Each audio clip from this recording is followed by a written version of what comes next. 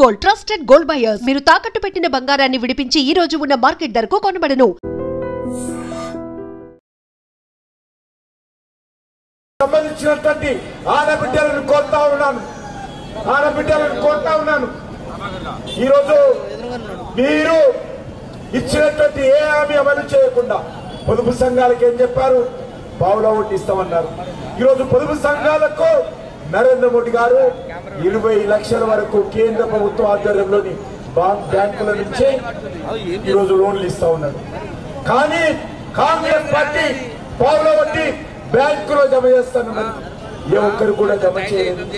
నిరుద్యోగ యువకులకు ఇదే కాంగ్రెస్ పార్టీ ఎన్నికలకు ముందు మేము అధికారంలోకి వస్తే 2 లక్షల ఉద్యోగాలు భర్తీ చేస్తామన్నారు. భర్తీ చేయలేదు. ఉద్యోగాలు లేనటువంటి యువకులకు నెలకు 4,000 రూపాయలు ఇస్తానన్నారు. ఏ ఒక్కరు కూడా ఇవ్వలేదు. అందుకే నేను కాంగ్రెస్ పార్టీని సవాల్ చేస్తా ఉన్నాను. జూబ్లీహిల్స్ లో యువకుల ఓట్లు అడిగే ముందు, మహిళల ఓట్లు అడిగే ముందు ఇచ్చినటువంటి హామీలు అమలు చేయకుండా ఓటు అడిగేటువంటి నైతిక హక్కు లేదు.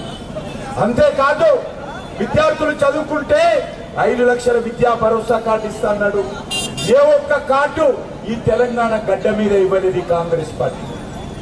దళిత కుటుంబాలుంటే ప్రతి కుటుంబానికి 12 లక్షలు ఇస్తా అన్నాడు రాహుల్ గాంధీ. ఏ ఒక్క కుటుంబానికి 12 లక్షలు ఇవ్వలేదు. ఈరోజు మన పెన్షన్స్ 2,000 నుంచి 4,000 చేస్తా అన్నాడు. ఏ ఒక్కరికి కూడా 4,000 చేయలేదు. వికలాంగులు దివ్యాంగులు ఉంటే వాళ్ళకి 6,000 చేస్తానని చెప్పాడు. ఏ ఒక్కరికి పెన్షన్ పెంచలేదు. బీసీల సంక్షేమం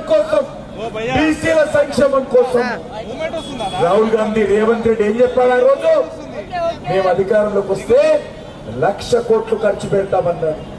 నేను అడుగుతా ఉన్నాను, ఎక్కడ పోయినాయి 1,00,000 కోట్లు? ఎవరు తిన్నారు?